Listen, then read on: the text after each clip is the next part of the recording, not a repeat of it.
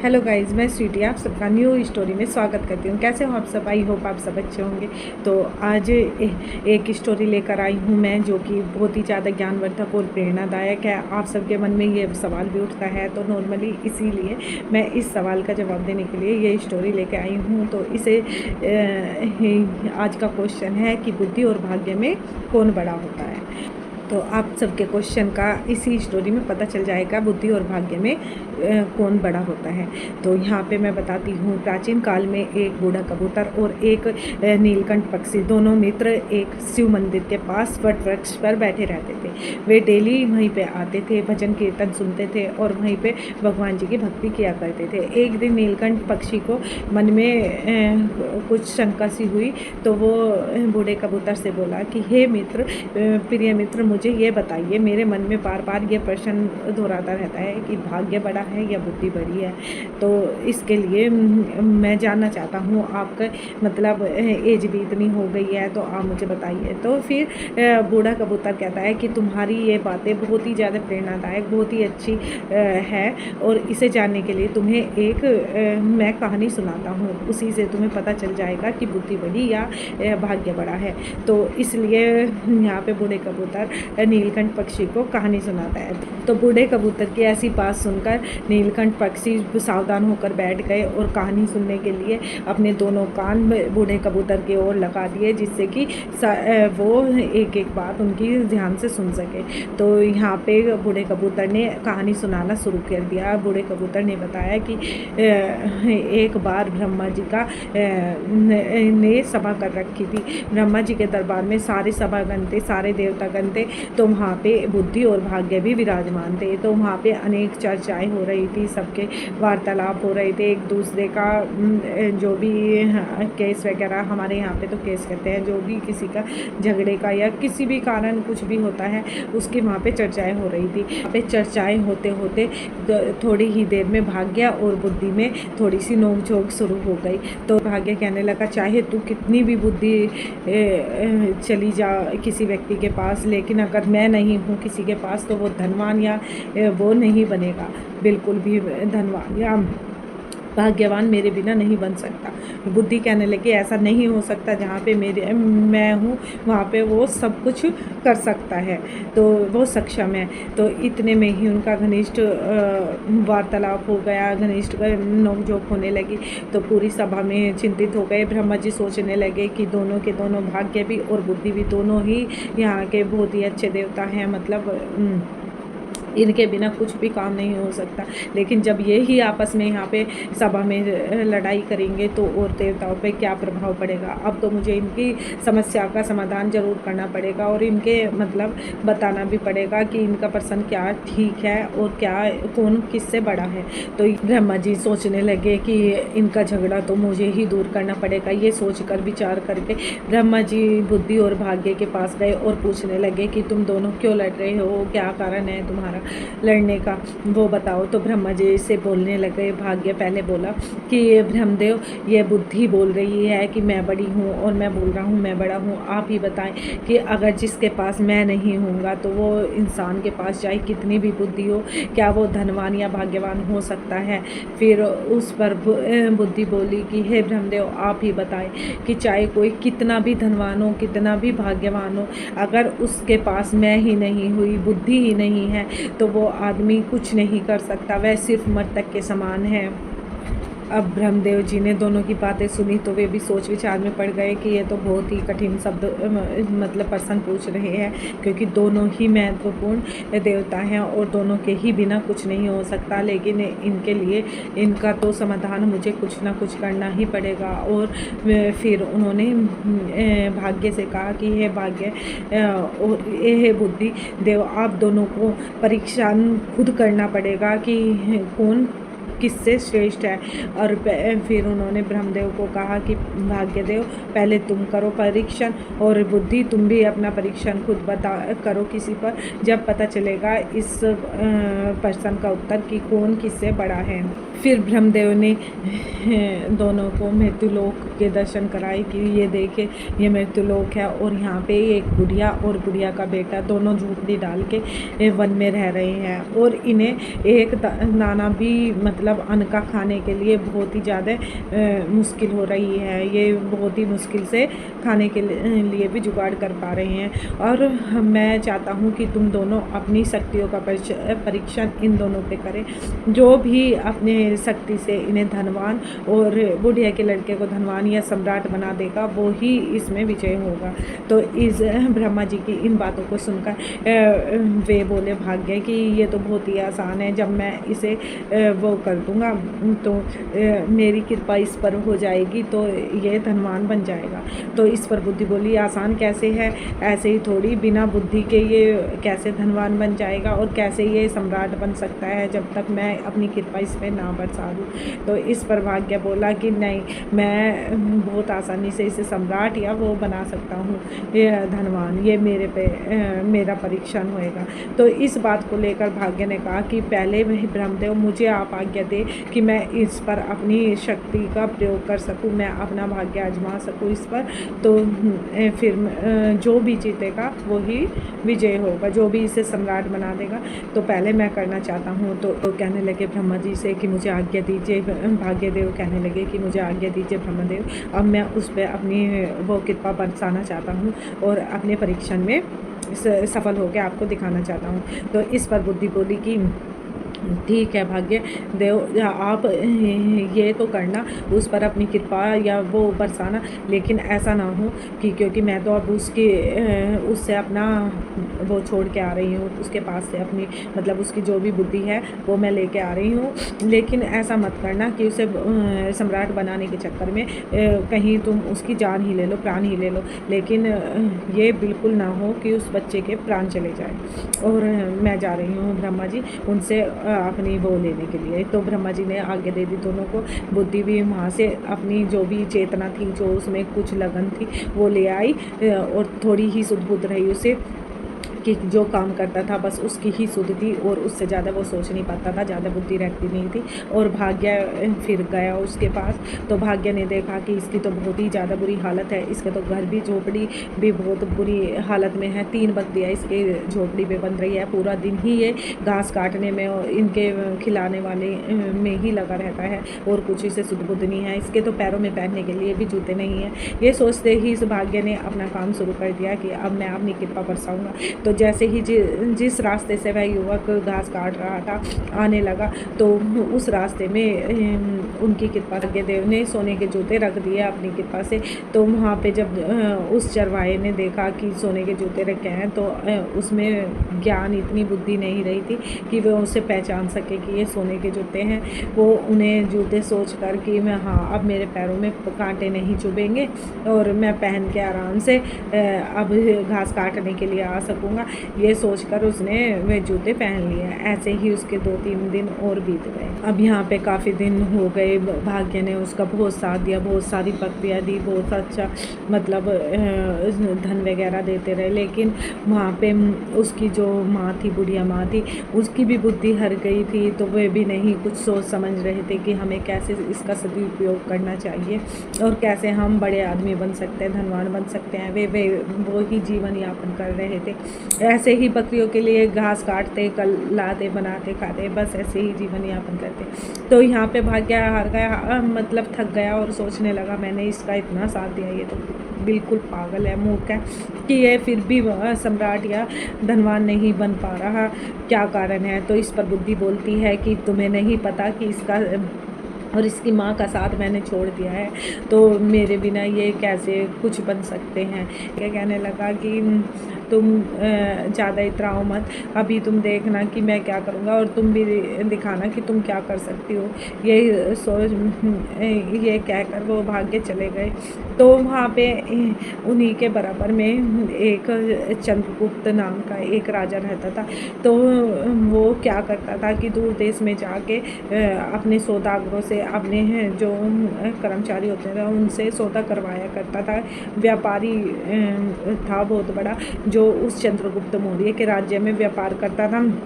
वो पीतल का व्यापार करता था, वो पीतल के बर्तन ले जाया करता था और दूर देश में जाकर उन्हें बेचा करता था। एक दिन वो व्यापारी वहाँ से गुजर रहा था जहाँ पे वो चरवाहा घास काट रहा था, और तो उसने देखा कि वो चरवाहे के पैर में सोने के जूते। तो वो उसे देखकर कहने लगा कि इसे तो इसकी कदर ही नहीं है, ये इसके पैरों में सोने के जूते हैं और फिर भी ये घास काट रहा है। तो वो वहीं पे रुक गया और चरवाहे से पूछने लगा कि क्या तुम अपने ये तुम्हारे जूते कहाँ से मिले? तो वो चरवाहा बोला कि मुझे ऐसे ही रास्ते में पड़े हुए मिले थे, मैंने पहन लिए। कि क्या तुम इसे बेचना चाहोगे, क्या तुम देना चाहोगे इस जूते? उसने ये तो बताया नहीं व्यापारी ने कि ये सोने के जूते हैं। तो वो कहने लगा चरवाहा, हाँ जूते बेचना चाहोगे? और ये नहीं बताया व्यापारी ने उसे कि ये सोने के जूते हैं। तो वो चरवाहा बोला कि हाँ क्यों नहीं, मैंने इन्हें बहुत दिन पहन लिया है और ये ना तो फटते हैं, ना टूटते हैं, ना ही ये ख़राब होते हैं, फिर भी मैं इन्हें देना चाहूँगा आपको, आप इसे ख़रीद सकते हैं। उन्होंने कहा कि इसके बदले तुम कुछ भी ले सकते हो मेरे से, इन्हें जूतों को दे दो। तो व्यापारी से वो बोला चरवाहा कि मुझे इन जूतों के बदले सिर्फ एक मन वो चाहिए, अनाज पेट भरने के लिए। तो ये बातें सुन रहे थे भाग्य भी और वो बुद्धि भी। तो बुद्धि हंस के बोली भाग्य से कि देखो देखो तुम्हारे सोने के दिए हुए जूते उसने युवक ने एक मन एक मन अनाज में ही बेच डाले। बताओ, उसे ये भी ज्ञान नहीं है कि इनका मूल्य कितना अमूल्य है, कितने अच्छे हैं। तो यह सोने के हैं और ये तो कुछ नहीं कर पाएगा, ये सम्राट कैसे बन जाएगा या ये कैसे धनवान बन जाएगा मेरे बिना। तो यहाँ पे भाग्य डांटते हुए बोलता है कि तुम चुप ही रहो, अभी तुम आगे आगे देखो होता है क्या, मैं इसे सम्राट बना के रहूँगा, मैं इसे धनवान बना के रहूँगा। तो यहाँ पे बुद्धि कहती है कि एक बात सुनो मेरी भाग्य, तुम इसे सम्राट बनाने के चक्कर में या तुम धनवान बनाने के चक्कर में इसे मार मत देना, क्योंकि मुझे बहुत ज़्यादा भय है कि तुम इसका ध्यान रखना, क्योंकि मुझे भी इस पर परीक्षण करना है। तो ऐसे ही भाग्य वहाँ से चले गए और उस युवक के पास गए और उन्होंने एक जोड़ी और सुंदर से सोने के जूते उसके मार्ग में रख दिए, जिस मार्ग में वह वो करने जाता था। तो वहाँ पे वो काटने के लिए, घास काटने के लिए वहीं पे रख दिया। जब वो चरवाहा आया तो उसने और भी सुंदर जूते देखे तो वो बहुत ही खुश हो गया और उसने वो देखकर पहन लिए। व्यापारी था वो मन में सोचने लगा सोने के जूते देखकर कि अगर मैं ये जूते चंद्रसेन राजा जी को दूँ जाकर तो वे मुझे उपहार में बहुत सारी वे देंगे, धन देंगे, तो क्यों ना मैं उन्हें ही ये भेंट करूं, क्योंकि ये तो हमारे राजा के पैरों में होने चाहिए थे। तो वो सोने के जूते लेकर चंद्रसेन राजा की सभा में जाता है और वहाँ पे चंद्रसेन राजा जी को बोलता है कि हे राजा, मैं आपके लिए ये उपहार लाया हूँ और ये सोने के जूते आपके पैरों में होने चाहिए। चंद्रसेन राजा ने जब ये जूते देखे तो उसे बहुत ही ज़्यादा अच्छा लगा और उन जूतों को देखकर वे स्तब्ध रह गए। उन्हें ऐसा लगा कि ये साक्षात ये वहाँ से आए हों देवलोक से, इतने ज़्यादा सोने के चमक रहे थे और मतलब उनका अलग ही अद्भुत वो थी ये चमक कि वो यहाँ पे बन ही नहीं सकते हैं, ना ही किसी ने देखे थे, इतनी अद्भुत उनका प्रकाश था। तो जिसे देखकर वे बहुत ही खुश हुए। उस राजा को ऐसा भी आभास हो रहा था कि देवलोक से तो आए हैं और इन्हें साक्षात विश्वकर्मा ने बनाया है, क्योंकि ऐसे उन्होंने अपने जीवन काल में तो देखे ही नहीं थे जूते। तो उन्होंने कहा कि इस सौदागर को, इस व्यापारी को 15,000 सहस्त्र स्वर्ण मुद्राएं दे दो इन जूतों के बदले। ये देखकर वह व्यापारी बहुत ही ज़्यादा खुश हुआ और उसने बहुत ही अपने व्यापार को और बढ़ाने की सोचा कि जब इतना सारा धन मिल गया है तो मैं इसे और बढ़ाऊंगा। तो एक बार फिर से वो व्यापारी सौदागर उसी मार्ग से जाने लगा जहाँ पे वो कर रहा था, काट रहा था घास वो चरवाहा। और जैसे ही उसने उस चरवाहे को देखा तो उसने देखा कि उसने फिर दूसरे और पहन रखे हैं जूते अपने पैरों में, वो भी सोने के और उससे भी पहले वाले से भी सुंदर। तो वो फिर चौंक गया, फिर उसके पास रुका और जाकर बोला कि ये सोने के जूते क्या तुम बेचना चाहोगे? तो वो चरवाहा थोड़ा पहले हिचका, फिर बोला कि चलो कोई नहीं, तुम चाहते हो तो हाँ मैं बेच दूँगा। तो कहने लगे क्या दोगे इसके बदले? तुम कहने लगा कि मुझे भुने हुए चने की बोरी चाहिए। कहने लगे कोई बात नहीं, मैं दे दूँगा। तो भुने हुए चने की बोरी उसके पास रख कर फिर चला गया वो साहूकार जो था व्यापारी। वहीं पे वो सोचने लगा नगर में जाके कि पहले मैंने दिए थे सोने के जूते, तो मुझे 15,000 स्वर्ण मुद्राएं मिली थी, तो अब की बार दूंगा तो और दुगना देंगे, क्योंकि ये तो उससे भी अच्छे जूते हैं। तो ये सोचकर व्यापारी फिर से राजा के पास समीप चला गया और बोला कि हे राजा, मैं आपके लिए हमेशा कुछ ना कुछ स्पेशल भेंट लेकर आता हूँ, तो आज भी मैं आपके लिए ये लाया हूँ। तो ये देखे अब राजा ने जब वे जूते देखे तो वो और चौंक गया, क्योंकि सोने के जूते जो पहले लाया था व्यापारी उससे भी अधिक सुंदर वे सोने के जूते चमक रहे थे। अब राजा को तो बहुत ही ज़्यादा वो हुआ अनुभव कि ये लाता कहाँ से व्यापारी। तो उसने उससे क्वेश्चन पूछा कि ये बताओ तुम साहूकार की तुम ये जूते कहाँ से लाते हो? ये तो मैंने अपनी जीवन में कहीं पर नहीं देखे अभी तक। तो इस पर साहूकार मन में सोचने लगा एक टाइम के लिए, तो वो हिचका कि मैं क्या बताऊँ, क्योंकि मैं उसका चरवाहे का नाम भी नहीं ले सकता, और मैं बताऊँ तो किसका नाम बताऊँ। फिर मन में कुछ विचार करने के बाद यह व्यापारी ने कहा कि महाराज, एक दक्षिण देश में एक ही राजा है, उनके यहाँ पे मैं पीतल का अपना सामान लेके जाता हूँ, बेचता हूँ। तो उन्होंने 2 बार से ऐसा किया है, कुछ ना कुछ वस्तुएं वे भेंट कर देते थे। तो 2 बार से ऐसा हुआ है कि उन्होंने जूते भेंट किए मुझे, और जूते ऐसे सोने के। तो मेरा मन यही हुआ कि इन्हें मैं क्या पहनूंगा, मैं अपने राजा को ही भेंट कर दूँ। तो मैं इसलिए आप प्रेमवंश होकर आपके लिए भेंट के लिए लाया हूँ। ये सुनकर राजा ने उससे पूछा साहूकार से कि एक बात बताओ साहूकार, कि क्या वो राजा के बेटा भी है? अब फिर असमंजस में पड़ गया वो व्यापारी। वो बोला कि हाँ राजा जी, नहीं, बेटा तो उसके नहीं है, क्योंकि वो तो खुद ही अभी कुआरा है, तो युवक है, वो बेटा कहाँ से होएगा उसके? तो अभी उसकी शादी भी नहीं हुई है। इस पर राजा बोला कि हे साहूकार, तुम किसी भी तरह उस राजा के पास जाओ और उससे बोलो कि हमारे एक पुत्री है जो कि बहुत ही सुंदर, बहुत ही गुणी है, कि उससे शादी कर ले और उसे मनाओ ज़बरदस्ती, क्या जैसे भी प्यार से आप उसके पास जाओ और उन्हें हमारे लिए मनाओ। मैं उससे अपनी लड़की की शादी करना चाहता हूँ जिसके पास इतने सुंदर सुंदर जूते सोने के हों।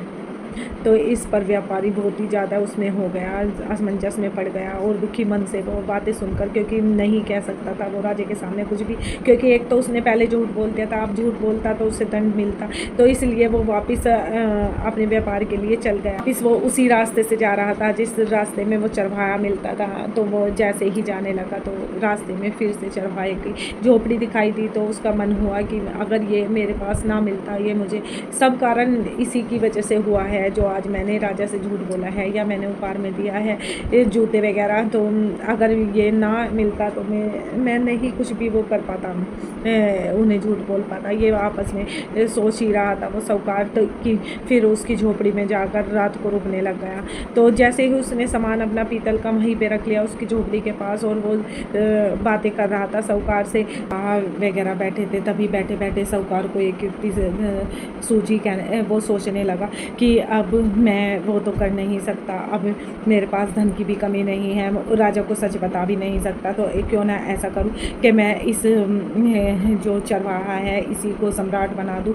यहाँ पे एक किला बनाऊं अपने पैसों से, अपने इससे, और यहाँ पे जितने भी साहूकारों की ज़मीन है वो खरीद के यहाँ पे सेना भी खरीद लूँ, सब कुछ मतलब इंतजाम कर दूँ और इसे घोषित कर दूँ कि ये बहुत बड़ा सम्राट है। तो ये सोचकर वो चरवाहे से बोला कि मैं तुम्हें सम्राट बनाना चाहता हूँ, क्या तुम्हें स्वीकार है? तो इस पर चरवाहा क्योंकि बुद्धि तो काम करती नहीं थी, तो वो कहने लगा कि हाँ, जो भी तुम चाहो वो कर दो, मैं तो तैयार हूँ, लेकिन मेरी जो बकरियाँ हैं ना उन्हें मैं बहुत प्यार करता हूँ, वे नहीं जानी चाहिए।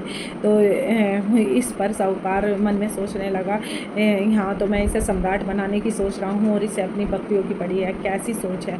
ये सोचते सोचते ही बस रात गुजर गई। उधर ही भाग्य कहने लगा बुद्धि से कि देखा, मैंने कहा था ना कि सम्राट बना दूंगा, अब ये सम्राट बनने वाला और मेरी जीत होगी। जिसका भाग्य साथ देता है ना वो आसानी से सम्राट बन जाता है। तो फिर यहाँ बुद्धि बोली कि जरा ध्यान से भाग्य, मैं एक बात बता दूँ कि इसे कोई हानि ना हो, क्योंकि मैंने तो इनका साथ छोड़ दिया है, इसमें बुद्धि नहीं है। और लेकिन ये इसकी जान ना ले ले सम्राट बनाने के चक्कर में, यही ध्यान रखना तुम। तो इस पर भाग्य चिल्लाने लगा, कहने लगा तुम चुप रहो बुद्धि, ज़्यादा अपना बुद्धि मत चलाओ, मैं भाग्य हूँ, उसे सम्राट बना रहा हूँ।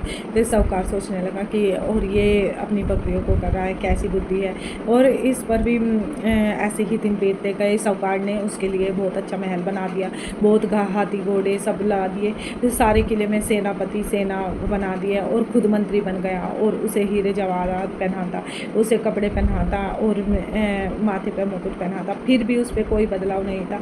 वहाँ पे वो चरवाहा मन मन सोचता कि ये तो साहूकार ने मेरा क्या कर दिया, इसने तो मेरी ज़िंदगी ही बिगाड़ दी। जैसे ही हम पहले रहते थे ऐसे रह भी नहीं सकते, अब तो मैं अपनी बकरियों को भी स्वतंत्र रूप से नहीं घुमा के चरा सकता, बहुत ही ज़्यादा दिक्कत हो रही है। ये ऐसे करके मन में उदास रहने लगा। लेकिन एक दिन वो चरवाहा अपनी बकरियों को चराने के लिए भी जाता है, और घूम के वहाँ पे फिर वापस आ जाता है। फिर वहाँ पे कहता है कि हे मंत्री, मैं एक बात बता रहा हूँ कि मैं तुम्हारा बिल्कुल भी वो नहीं करूँगा अगर तुमने मेरी बकरी को हाथ भी लगाया, क्योंकि मैं इनको बहुत प्यार करता हूँ, मैं बिल्कुल भी तुम्हें सज़ा देने से पीछे नहीं हटूँगा। इस पर मंत्री बोला कि मैंने तो तुम्हें सम्राट बना दिया, तुम्हें इतने आराम दिला दिए, फिर भी तुम वहीं पर अटके हुए हो। इस पर ये बातें सुनकर भाग्य से बुद्धि बोली कि देखा, मैंने कहा था ना कि मेरे बिना कुछ नहीं होगा। तो भाग्य इतराने लगा और गुस्से में बोलने लगा कि सम्राट बनाने की बात थी ना, देखो मैंने सम्राट बना दिया है ना। तो इस पर बुद्धि बोली कि चरवाहा बिल्कुल भी अपने मन से या बुद्धि से बिल्कुल भी सम्राट नहीं बना है, वो सिर्फ आपने जो भी उसके आगे पीछे सारे में धन वैभव दे दिया है, लेकिन वो धनवान नहीं हुआ है। इस पर भाग्य गुस्सा हो गया और ब्रह्मा जी से पूछने लगा कि ब्रह्मा जी, आप देखिए कि मैंने इसे सम्राट बना दिया है, नहीं राजा है या नहीं, आप ही निर्णय लीजिए इसका। तो इस पर कहने लगे ब्रह्मा जी कि हाँ भाग्य, वो अभी भी मन से अपना चरवाहा ही है, उसका कोई भी सम्राट बनने के गुण भी नहीं उत्पन्न हुए हैं। और फिर हंसकर बुद्धि बोली कि जब तक मैं नहीं उसके पास जाऊंगी तो भला वो कैसे बन सकता है सम्राट, बिना बुद्धि के वो तो पागल हो जाएगा और उसकी जान को भी खतरा है। इस पर भाग्य कहने लगा कि मैं उसे कुछ नहीं होने दूंगा, मैं तुम्हारी बिना उपस्थिति के ही देखना उसे कैसे सम्राट बनाता हूँ। लेकिन भाग्य बुद्धि से वहीं से लड़के चले जाता है और बोलता है कि इसे सम्राट बना के ही छोड़ूंगा, और तुम्हारी कोई ज़रूरत नहीं है, बिना तुम्हारे सपोर्ट के साथ के वो अच्छे से अपना जीवन यापन करेगा। तो इतनी बात कहकर जब भाग्य वहाँ चले गए तो वहाँ पे भाग्य तो बरस ही रहा था, लेकिन बुद्धि उनकी काम नहीं कर रही थी, तो वो बहुत ही दुखी रह रहा था चरवाहा। तो इस पर साहूकार बोला कि मैंने तुम्हें राजा बना दिया है, फिर भी तुम दुखी क्यों हो। वो कहने लगा कि देखो, मेरे मन की शांति तुमने छीन लिया है, हमें यहाँ भीड़ में ला दिया है, हमारा यहाँ मन भी नहीं लग रहा है। लेकिन मैं एक बात बताता हूँ, मेरी ये 3 बकरियाँ हैं, इन्हें कभी मत देखना, मैं इन्हें घास चराऊँगा और यही काम करूँगा, ये कहने लगा।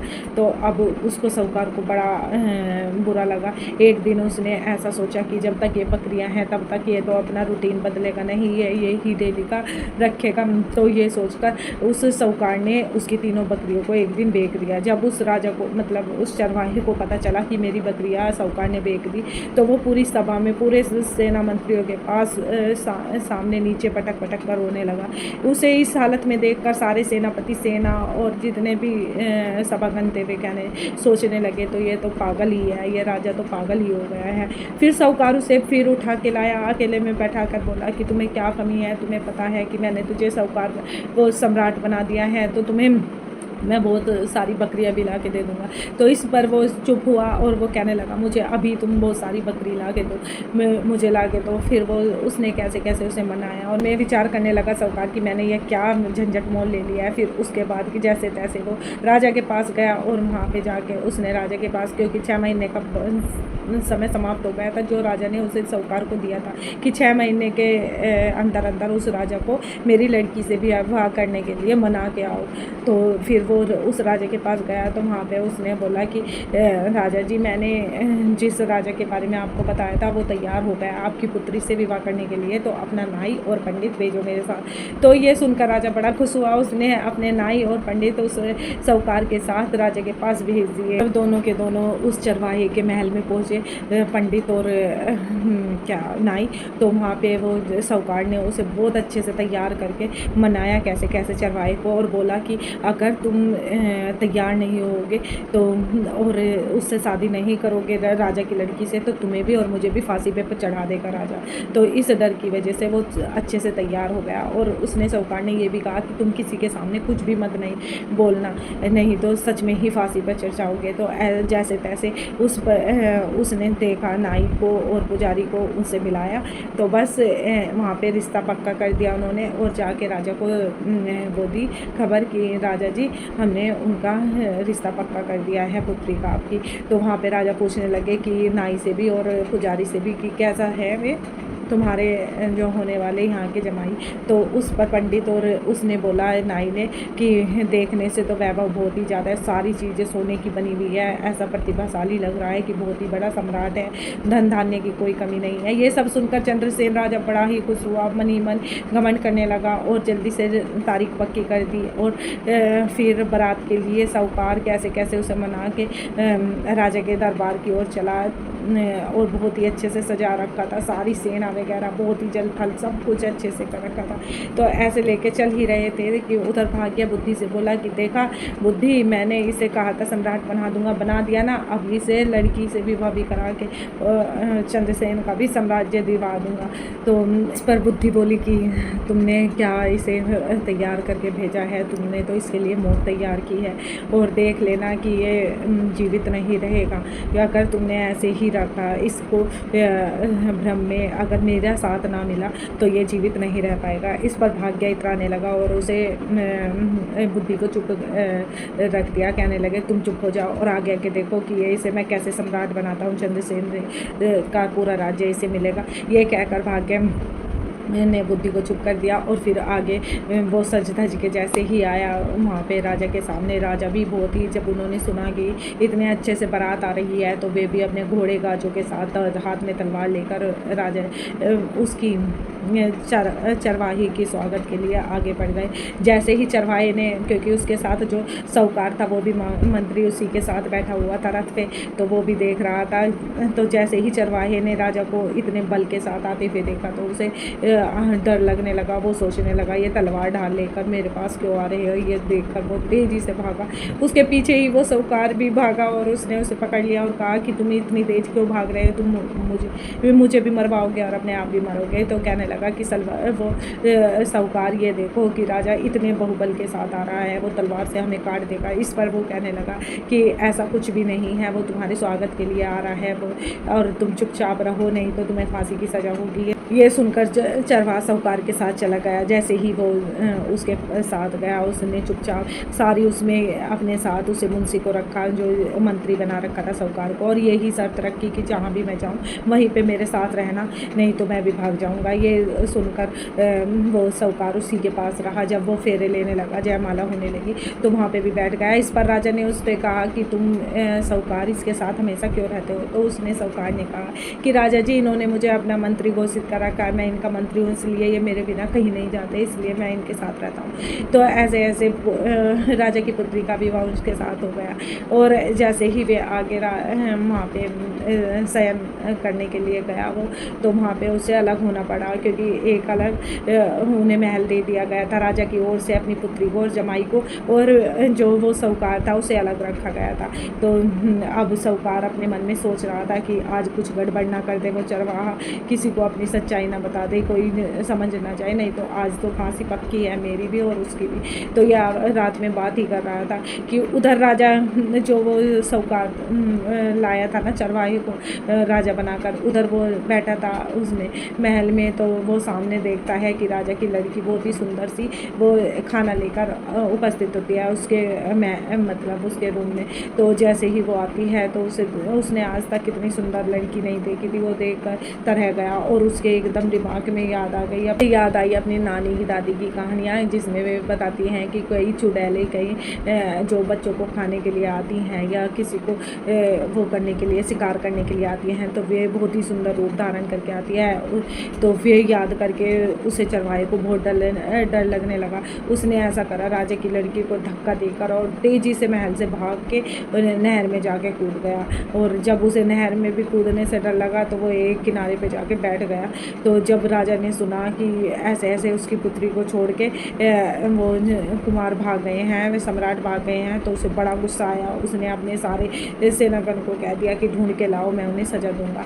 और तो जैसे ही उसे ढूंढ कर लाए तो बंदी बना दिया और सज़ा के रूप में उसे राजा ने सुबह को ही फांसी की सज़ा देने का फरमान जारी कर दिया। इधर फिर भाग्य सोचने लगा कि मैंने इसके साथ इतना मतलब साथ रहा, फिर भी इसकी बुद्धि जरा सी नहीं चली। ये देखो फिर भी ये इतना गलत कर गया, सम्राट बन के भी ये खुश नहीं रहा।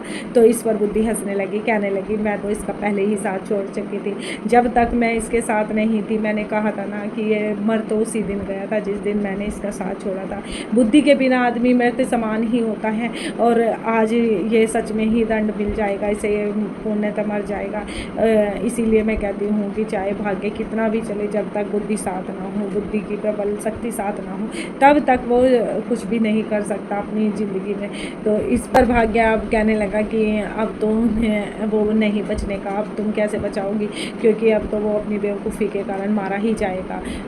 और अगर तुमने उसे बचा लिया तो तुम जीत जाओगी, क्योंकि मैं तो हर तरह से उसका साथ देख लिया, लेकिन अब वो नहीं बचने वाला, अब तो मेरे साथ से कोई फ़र्क नहीं पड़ता। तो इस पर बुद्धि कहती है कि अब तुम देखना कि मैं कैसे बचाती हूँ। अब जाती हूँ मैं उसके पास, सवकार के वो चरवाहे के पास, और उसे बचा के दिखाती हूँ। इधर जब सुबह का समय हुआ तो राजा ने उसे बुलाया और फांसी के लिए कहा। तो उधर वो बुद्धिमान हो गया था चरवाहा रात में ही। तो जैसे ही वो युक्तियाँ सोच रहा था बचने की, उसे पता चला था ना कि मुझे फांसी पे से कैसे बचना है, तो पूरी रात वो युक्तियाँ ही सोच रहा था। जैसे ही वो सुबह जब मिला राजा से, तो उसने राजा से पूछा कि राजा जी आप ये बताए कि कोई अपने दामाद को मारने की सज़ा देता है क्या, आपने मुझे फांसी की सज़ा क्यों दी। तो उसने राजा ने बताया कि तुमने ऐसा तिरस्कार किया है मेरी पुत्री का, और इसलिए मैं फांसी की सज़ा देता हूँ तुम्हें। तो इस पर राजा से बोला वो चरवाहा कि मैंने रात में नहर के पास से बहुत ही ज़्यादा उसकी बात सुनी, क्या नाम, एक चीख की आवाज़ सुनी, जिसे देखकर मैं भाग के चला गया, क्योंकि मुझे हमें ये मिला हुआ था श्राप कि अगर हमारे उसमें ना शादी के बाद कोई भी दुखी पानी में डूबता नज़र आए तो हमारा वंश बिल्कुल भी नहीं चल सकता। इसीलिए मैं अपने शादी की रात छोड़ के वहाँ पे नहर में उसे बचाने के लिए दौड़ पड़ा। अब आप ही ये चुनाव करें कि मैंने सही किया, किसी की जान बचा के, या गलत किया। तो इस पर राजा बिल्कुल नॉर्मल हो गया। वो कहने लगा ये गलती तो मेरे से हुई है कि मैंने आपको सज़ा दी है, आपने तो जो भी किया उचित किया, आपने पहले नहीं बताया। और उसकी पुत्री ने भी बहुत अपने आप को वो महसूस किया, उसने भी माफ़ी मांगी चरवाहे से। ऐसे दो बुद्धि चलाने के बाद उसकी मृत्यु का फरमान बिल्कुल बदल गया और वे सुखी से रहने लगे तीनों। तो इस तरह से बूढ़े कबूतर ने कहा नीलकंठ से कि देखा बुद्धि ही श्रेष्ठ होती है, बुद्धि के बिना कुछ भी हम नहीं कर सकते, और भाग्य चाहे कितना भी जोर लगा ले, लेकिन जब तक हमारे अंदर बुद्धि नहीं है कुछ भी करने की, तब तक कुछ नहीं हो सकता। और वहाँ पे ब्रह्मा जी के ने भी यही निर्णय किया कि यह बुद्धि ही बड़ी है। भाग्य भी मान गया कि हाँ मुझसे श्रेष्ठ तुम ही हो, जहाँ पे बुद्धि है भाग्य भी नहीं चल रहा है तो वो जीवित रह सकता है, वो कर सकता है। तो यहाँ पे ये जो स्टोरी थी मैं एंड करती हूँ। आई होप आपको पसंद आई होगी, पसंद आई तो प्लीज़ इसे लाइक शेयर कीजिएगा, चैनल पर नहीं हो तो सब्सक्राइब कीजिएगा। ऐसी ही स्टोरी जानने के लिए कमेंट भी करिएगा, मैं ऐसी ही प्रेरणादायक और अच्छी अच्छी स्टोरी आपको लेकर आऊँगी जो कि आप सोचते हो। जिस भी क्वेश्चन का आंसर वो कमेंट करना। बाय बाय, जय श्री राम, हर हर महादेव, जय माता दी।